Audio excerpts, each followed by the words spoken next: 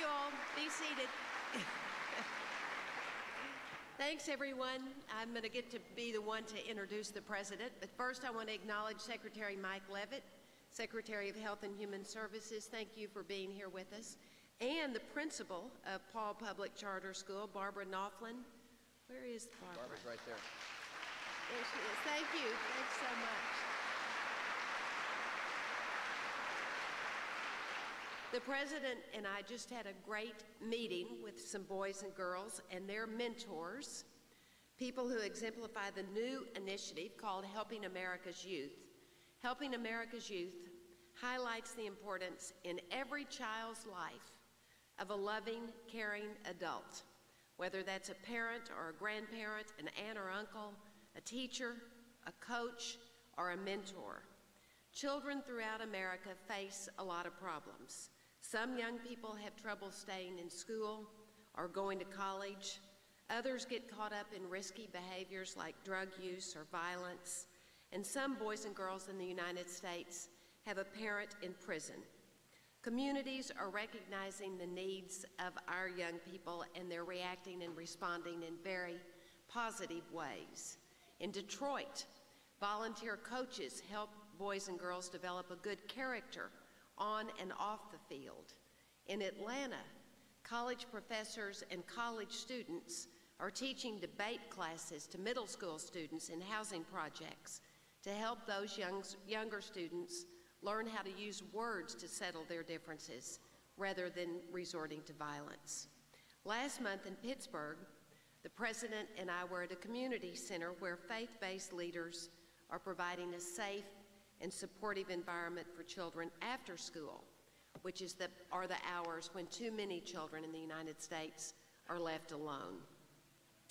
In the fall, we'll host a White House conference on helping America's youth, bringing together researchers, community leaders, educators, and others who want to find solutions to the challenges young Americans face. I hope that some of you will be able to join us next fall at that conference. When it comes to talking about children, I could go on for quite a while, but I'm the warm-up speaker today.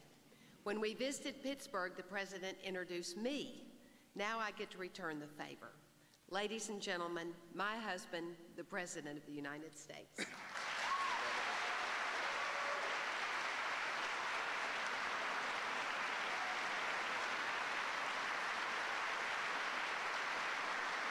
Thank you all.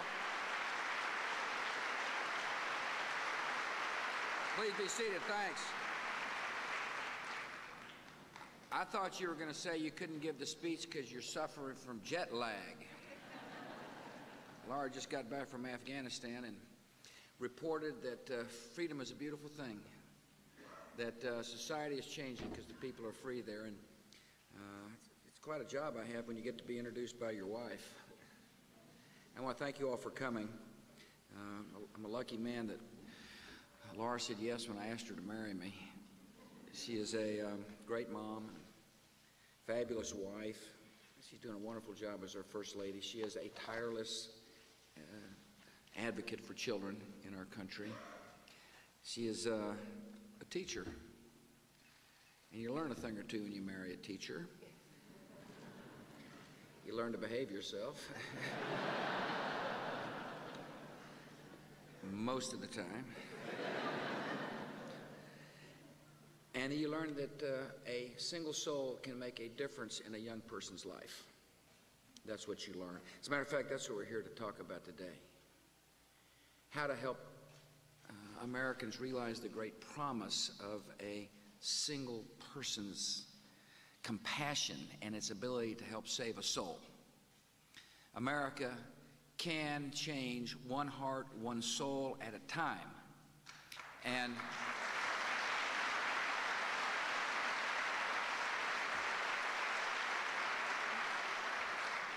our job, frankly, all our jobs, is to find those who are willing to be a part of the solution and encourage them to help surround somebody who hurts with love. And that's what we're here to talk about today. First, I want to thank Mike Leavitt for serving as the Secretary of the Department of Health and Human Services. One of the reasons he is here is this department distributes a lot of federal money. And you'll hear me talk about public policy that hopefully will encourage faith and community-based programs to do a better job of helping to save lives in our country. Frank Wolf is with us. Frank, I'm honored you're here. Congressman Frank Wolf has been a leading advocate in the Congress for the faith-based and community-based initiative. So I appreciate you coming, Congressman. Glad to see you brought your daughter Rebecca with you. Frank, by the way, has been very instrumental in working in the Sudan to help bring peace to that troubled part of the world. I want to thank you for your effort.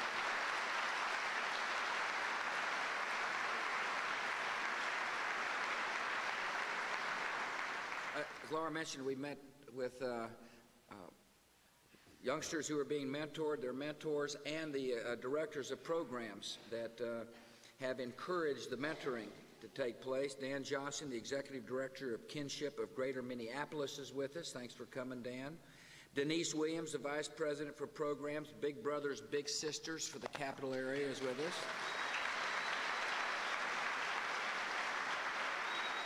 Mark Early, the President of Prison Fellowship, is with us today. Appreciate you coming, Mark.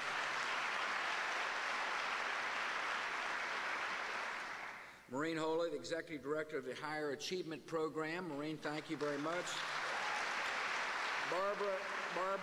Barbara's been introduced once. I'll introduce her again. Barbara's a big name in my family, you know. Thank you for being the head of this great school. We're honored to be here. I want to thank all the teachers who are here. I want to thank all the mentors who are here. I want to thank all the people who care about the future of this country who are here. Laura and I are thrilled to be here. I'm impressed by the results of the Higher Achievement Program. I think it's important, if you're in my line of work, for example, to ask people, you know, what's happening? You know, what are the results? Show me some progress. I don't have much time in this job, and so one of the things I try to do is to say, here's a goal, and how are we progressing toward this goal?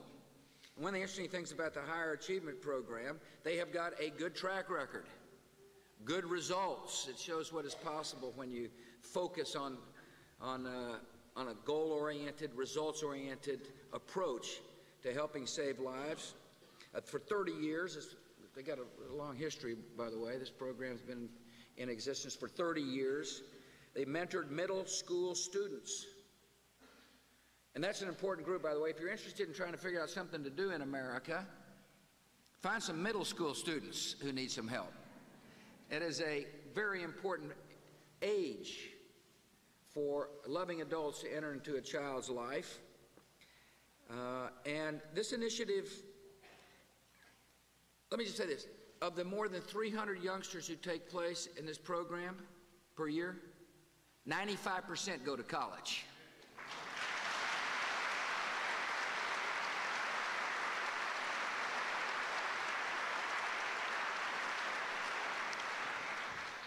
If you're interested in finding out what works, look at this program, because the results are clear, and I want to congratulate the visionaries involved with the program and those who are on the front lines of making it work. I also, we had the honor of meeting folks who mentor. I call them soldiers in the armies of compassion. People who are willing to take time out of their too busy lives to help save a life. Such person is Stacy French.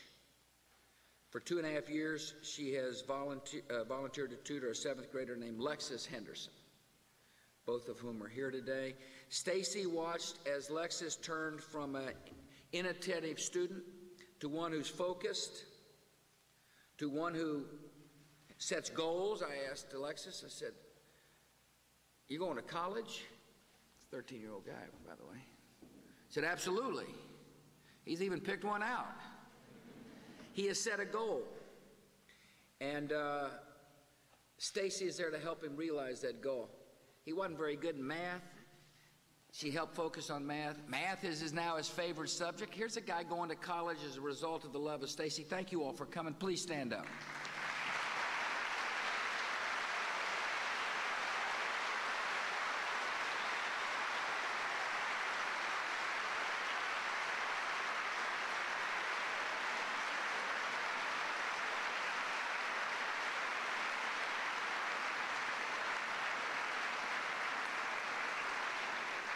Laura and I also met with some extraordinary young men and women who faced some incredibly significant and great challenges in their life.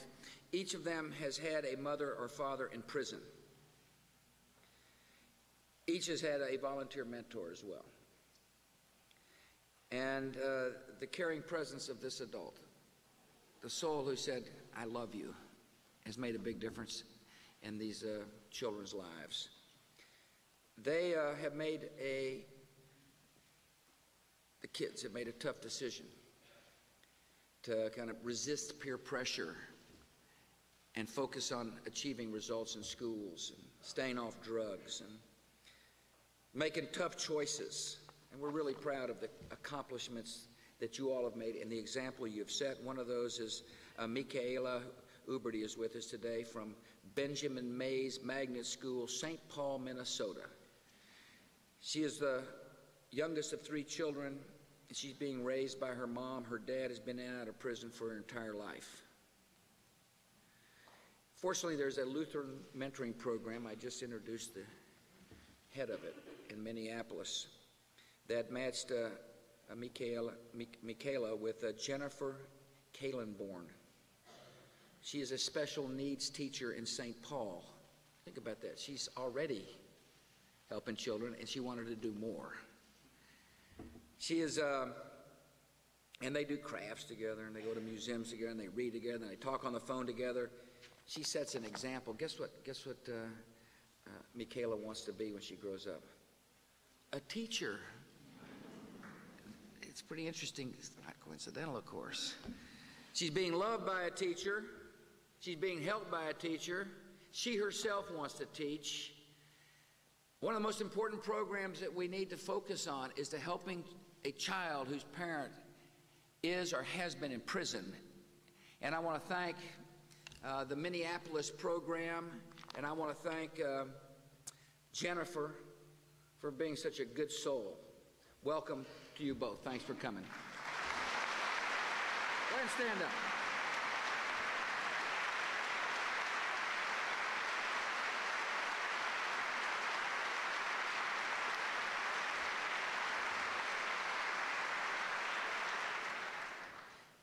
Jillian Anatucci is with us. She joined the Prison Fellowship Angel Tree program. That's a program all that exists in order to help a child whose parent may be or has been in prison. It's a great program, by the way. She takes time out from attending Grove City College in Pennsylvania to mentor Brianna Morris, whose father and mother have both been in prison. I asked her, I said, well, how'd you get involved with the program? She said, the first thing is I prayed and asked for guidance from the Almighty. It's kind of an interesting way to become inspired, isn't it? Matter of fact, it is the basis of many faith-based programs. Matter of fact, it's the basis of all faith-based programs.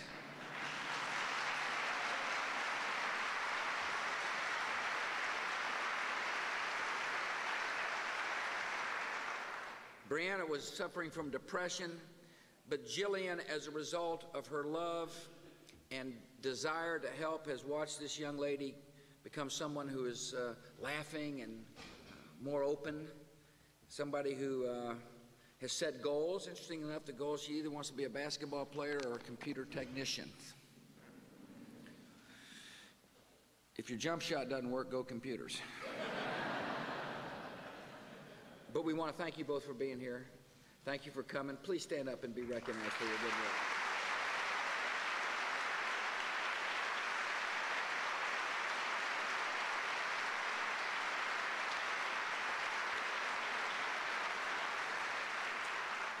And finally, we met Vinnie Thomas. You know, some people become mentors because of what mentors have done for them in their lives. There's one of the interesting things about mentoring is it can create a chain of compassion over the course of people's lives. And Vinnie Thomas left home when he was 16, ended up in California struggling with drugs, and guess where he ended up? In prison. He was there for 3.5 years, and while he was there, a mentor, I think he said 2 mentors, but one sticks out in my mind in particular as a mentor that was a business person, came and mentored Vinnie, and Gave him an airplane ticket to fly back home. Said, if you need a problem, here's a house, here's a bed. In other words, it's probably more effective than a probation officer could be. You know, somebody said, I care for you, Vinny. Vinny said he didn't have a family. He was lonely. He said this mentor helped him make sure that he didn't land back in jail. Guess what? Vinny today is a big brother to Perry Elliott, who's with us as well. Perry Elliott is a 7th grader, lives in a section of Washington known for gang violence. His dad's in prison right now. I asked Perry, I said, how about college? He said, absolutely. He said, you don't have to worry about me. He said, I've made my decision. He's accepted to the Seed School in Washington, D.C., where 100% of the graduating students were accepted into college last year.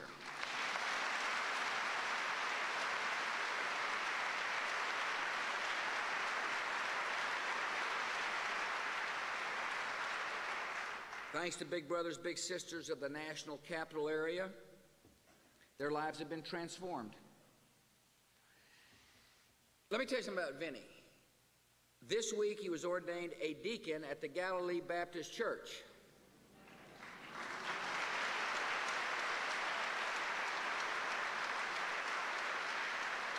I guess I shouldn't call him Vinny, I should call him Deacon Thomas. As a matter of fact, I asked the deacon to offer a prayer after our gathering. I was hoping I would be the recipient of the first prayer that the newly ordained deacon had offered. I think I might have been. Yeah, well, it's good. Well, let me just say you responded to the pressure quite well. It's an honor to welcome Deacon Thomas and Perry with us today. Thank you all for coming.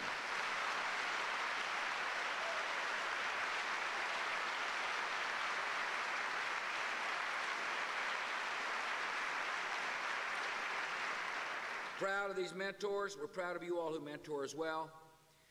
Anybody listening out there is interested in how to serve the country, one good way is to become a mentor. We talked to the program directors. I said, what are your bottlenecks? Where do you need help? They need help in matching lost souls with somebody who loves. And so spread the word.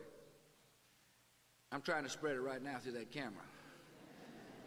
That if you want to serve America, become a mentor. And there are ways to do so. There's plenty of access to the internet.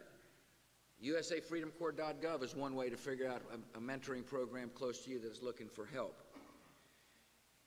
The amazing thing is that all this happens without government. There's success stories like the 4 we've just heard all across America. Because there are a lot of people who are saying, what can I do? How can I help? What do I need to do to make sure opportunity is available to all people? Now, government has got a role to play in my judgment. I think there's a vital role for government to play.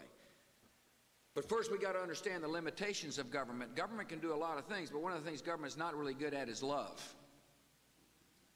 It can hand out money, but it can't put hope in a person's heart. It can't serve to inspire a person to set goals like going to college. But what government can do is to empower people who have heard the call to love a neighbor. That's what government should do in my judgment. Government should be an advocate of faith-based and community-based programs, not an impotent to faith-based programs. Government ought to be not a roadblock.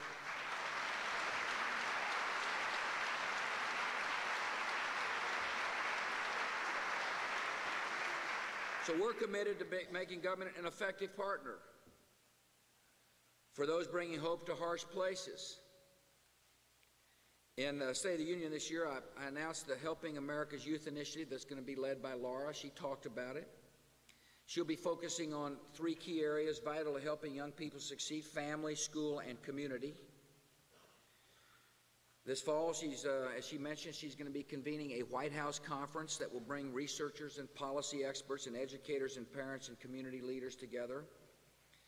They will discuss ways and strategies to help children avoid drugs, alcohol, violence, early sexual activity, ways to help people build successful lives. As part of Helping America's Youth initiative, we proposed a new $150 million effort to discourage gangs, to encourage faith-based and community-based organizations to provide alternatives to gangs. I can't think of a better group of people to rally and inspire, to offset the lure of a gang, than somebody who's heard a universal call to love a neighbor, just like they'd like to be loved themselves. I'm really excited about Laura's initiative. I urge Congress to support programs that will make this initiative viable, initiatives such as programs to help strengthen marriage, a responsible fatherhood initiative that would support community and faith-based organizations to help fathers stay involved in their children's lives, a healthy marriage initiative to support research on the best ways to keep marriages strong. Those seem like reasonable programs if we're all aiming to try to make this society as strong a society as possible. There are over 2 million children in America with at least one parent in prison. That is a problem that we must address. And the problem is that if your dad or mother's in prison, you're likely to end up there yourself without love and compassion in your life. That's a fact. And so one of the initiatives that I called upon Congress to fund was an initiative to help faith-based and community organizations recruit enough mentors to save the lives of 100,000 children whose parent may be in prison. It's a vital initiative. It's an important initiative. Last year we gave out $55 million in grants that have been awarded to 221 organizations. There's still work to be done. We're just starting. I urge those of you involved in the faith and community-based initiative to set up programs to mentor a child whose parent may be in prison. It is a vital contribution to our country that you can make. It's an important part of keeping this country a hopeful place for all. We'll have more money available in the budgets coming out, but what we can't do is we can't buy compassion and love. It's up to those at the community level to take advantage of the funding available. It's up to you to go out and help recruit. I can call people to service and will continue to do so. A patriotic way to serve America is to mentor a child whose parent may be in prison. But I encourage the social entrepreneurs in America to funnel resources and efforts and energy toward this vital program. The faith-based program is one that is going to remain a constant part of my administration. Obviously, there's some limitations on the faith program. You can't take federal money to proselytize. You can't take federal money and discriminate against somebody based upon religion. In other words, if you're an alcohol and drug rehabilitation program and you happen to be associated with the Methodist Church, you can't say only Methodists who are drunk can come here. You got to say all drunks are able to come here. In other words, there are some limitations.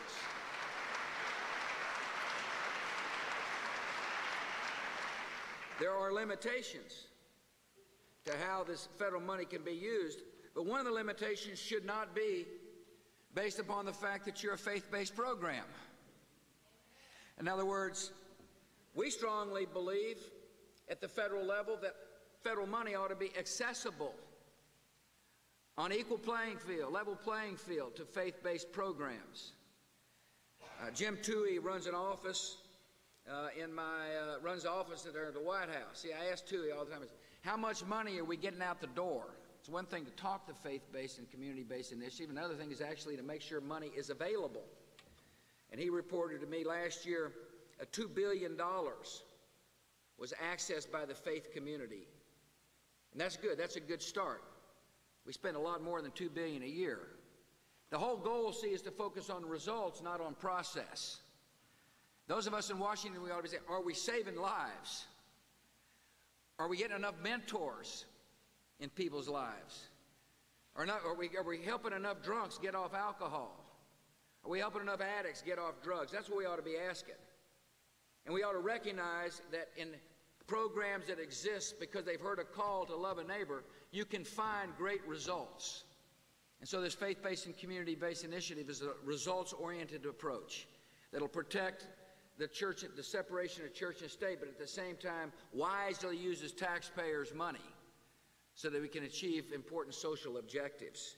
For those of you involved in the faith and community programs, I want to thank you for your efforts. You've got a friend and ally in the federal government now.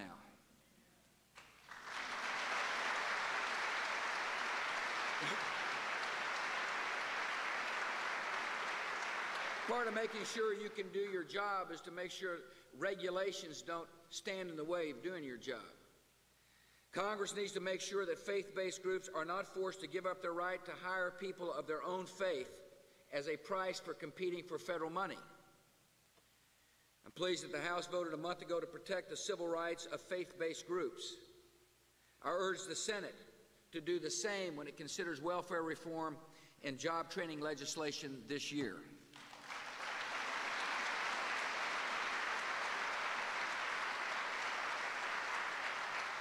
We're beginning to change the culture here in Washington. There's a more accepting attitude toward the role that faith-based and community-based programs can play in helping cure social ills and helping to shine a light into some of the dark places in our country. In order to make sure that we continue to stay focused on this initiative and to succeed, I've set up 10 faith-based offices in 10 agencies, federal agencies. In other words, there's got to be some accountability. I want there to be a presence in these federal bureaucracies. I want somebody in there agitating for fairness, understanding the great hope of this initiative. In 2003, grants to faith-based programs have gone up by 20%. And what's important for you to understand is that all the grant money hasn't just gone to the established faith providers like the Salvation Army, which has done a fantastic job, or Catholic Charities, which has done a fantastic job in America. But I want to make sure that social entrepreneurs, large and small, had access to federal money. In other words, we want to make sure that the program reaches some of the most lonely corners in America, that we touch both large and small providers. And we're making progress. And I'm asking TUI all the time, are we reaching new programs? Are we making a difference in other neighborhoods? Are we making sure that this has a broad reach throughout America? And I'm proud to report that thousands of small groups, tiny grassroots organizations, are being touched by this initiative, and that's important. Let me tell you why I feel so strongly about this initiative, because I understand the true strength of America lies in the hearts and souls of our citizens. Interestingly enough, I wasn't the first person to recognize this, nor will I be the last. De Tocqueville, fine fellow from France, came to the United States in the 1830s, and he studied what made America unique. And what he found was the uniqueness of America then was their eagerness to come together to form associations to enable people to serve a cause greater than themselves. Many of those associations existed because of religion. A lot of them didn't. But there was this great desire for Americans to voluntarily associate in order to help realize an ambition deep within our soul, and that is to make our country a better place. And at the same time, make ourselves a better person by working to help somebody who hurts. De Tocqueville recognized that was our strength then. It's very important for those of us in public policy to recognize that it is our strength today.